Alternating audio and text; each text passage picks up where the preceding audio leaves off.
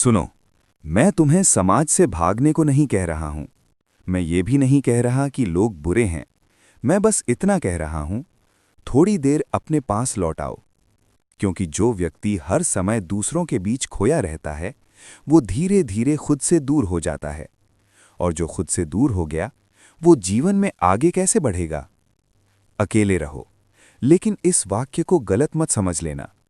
अकेले रहने का अर्थ अकेलापन नहीं है। अकेले रहने का अर्थ है अपने साथ सहज होना। अकेलापन दुख है, अकेलापन अभाव है, लेकिन एकांत समृद्धि है। एकांत पूर्णता है। दुनिया तुम्हें अकेलेपन से डराना सिखाती है, क्योंकि जो आदमी अकेले रहना सीख लेता है, वो भीड़ का गुलाम नहीं रहता। भीड़ चाहती है कि तुम हमेशा बोलते रहो, बताते रहो, समझाते रहो, खुद को साबित करते रहो। क्योंकि जो आदमी लगातार बोलता रहता है, वो सोच नहीं पाता, और जो सोच नहीं पाता, वो जाग नहीं पाता। ध्यान से देखो, जिस आदमी को हर बात पर कुछ कहना है, वो भीतर से अशांत है। शांत आदमी शब्दों से नहीं बोलता, वो अपनी उपस्थिति से बोलता है। अशांत आदमी अपने शब्दों से शोर करता है। अब एक गहरी बात सुनो। जीवन में आगे बढ़ने वाले लोग कम बोलते हैं, ज्यादा सुनते हैं, और सबसे ज्यादा देखते हैं। देखना सबसे ऊंची क्रिया है, क्योंकि देखने में अहंकार नहीं होता। जब तुम बोलते हो, तुम केंद्र में आ जाते हो, लेकिन जब तुम देखते हो, तो सत्य केंद्र में आता है। अब एक दृष्टांत सुनो। एक युवक था, हर सभा में बोलता था, हर चर्चा में अपनी राय देता था, लेकिन जीवन में कहीं नहीं पहुंच पा रहा था। वो एक दिन गुरु के पास गया और बोला, मैं आगे क्यों नहीं बढ़ पा रहा? गुरु ने कहा, क्योंकि तुम हर समय बाहर बहते रहते हो।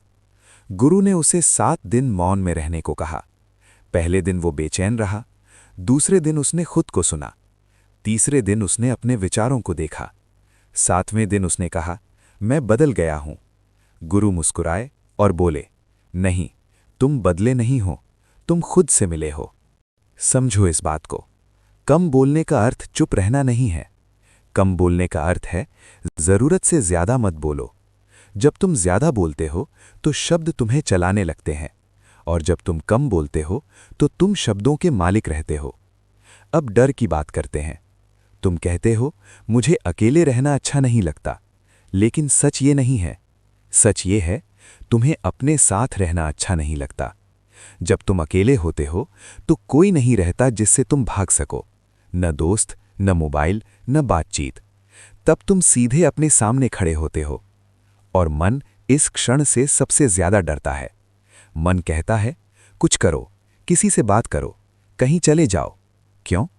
क्योंकि मन जानता है, अगर तुम चुपचाप अपने साथ बैठ गए तो उसका राज खुलने लगेगा। मन का अस्तित्व भागने पर टिका है।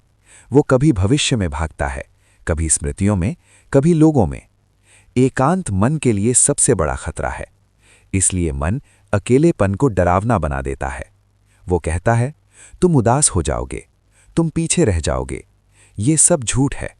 मैंने ऐसे हजारों लोगों को देखा है जो अकेले नहीं रह पाते। वे भीतर से कमजोर होते हैं, और जो अकेले रहना सीख लेते हैं, उनके भीतर एक स्थिर शक्ति जाग जाती है। अब एक और दृष्टांत सुनो। एक बच्चा पहली बार अकेले कमरे में सोया। वो डर गया, रोने लगा।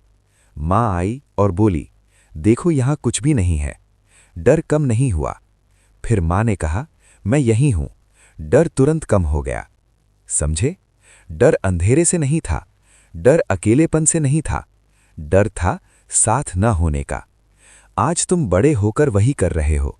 तुम चाहते हो कोई हो, कुछ हो, कोई आवाज हो, लेकिन जब तक तुम खुद अपने लिए साथ नहीं बनते, तब तक डर बना रहेगा। अकेले रहना सीखा नहीं जाता, अकेले रहना स्वीकार किया जाता है। पहले बेचैनी होगी, मन भागेगा, शरीर हिलेगा, लेकिन यदि तुम ठहर गए तो एक दिन एक चमत्कार घटेगा। अकेलापन बदल जाएगा एकांत में, और एकांत सबसे बड़ा शिक्षक है। एकांत में तुम देखोगे तुम्हारे विचार तुम नहीं हो, तुम्हारी भावनाएं आती जाती हैं, और तुम उनसे अलग हो। यहीं पहली बार तुम अपने केंद्र को महसूस करोगे। याद रखो, डर का अर्थ है तुम सीमा पर खड़े हो। या तो तुम लौट सकते हो, या तुम उड़ सकते हो। जो लौट जाते हैं वो भीड़ में खो जाते हैं, जो ठहर जाते हैं वो स्वयं बन जाते हैं। अब समझो आगे बढ़ने का असली अर्थ। आगे बढ़ना तेज होना नहीं है, आगे बढ़ना सही दिशा में चलना है। भीड़ तुम्हें गति देती है, लेकिन दिशा एकांत देता है। तेज चलने वाला गलत पहाड़ पर भी चढ़ सकता है, लेकिन जो रुक कर देखता है वही सही रास्ता चुनता है। अंत में मैं तुम्हें कोई आदेश नहीं दे रहा, मैं सिर्फ एक संकेत छोड़ रहा हूं। अकेले बैठ सको तो बैठो, बोलने की जरूरत न हो तो चुप रहो, और जब चलो तो भीतर से चलो।